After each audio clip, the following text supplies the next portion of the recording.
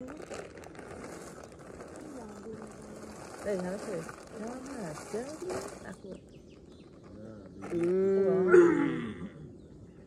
با همین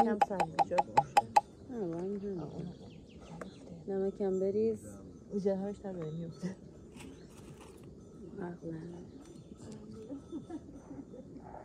والا به قرآن بدن بسته درشو بذارم؟ نه به تو خودش چیز بشه دیگه نرم بشه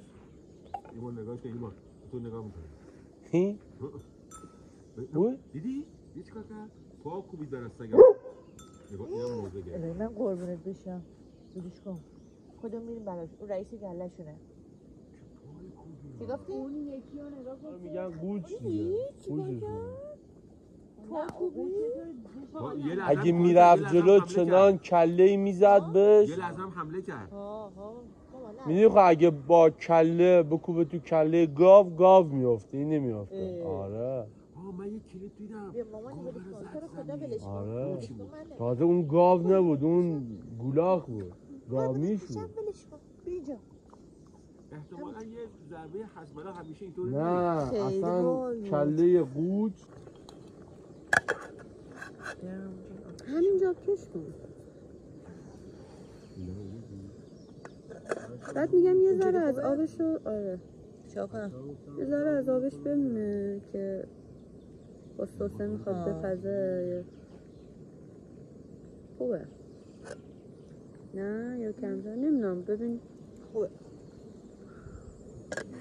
نصف اینو بریزیم تو اون بعد نصفشو بریزیم تو این یکی دیگه هم داریم همه رو بریزیم تو اون ببینیم چقدر جواب میده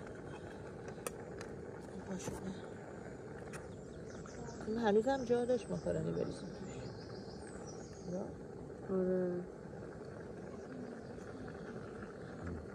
یه همه بزنیم چجوریه این یه همه رو بریزیم بگم شاید یکم زیاد بشه همه چون ماکارونیش کمه خیلی مزه نداره آره یه کوچولو دیگه بریز کنم خوبه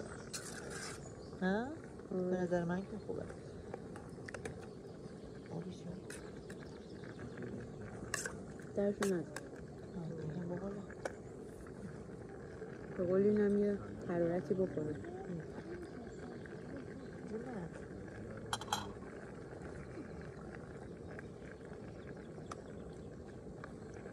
دستگیره نداره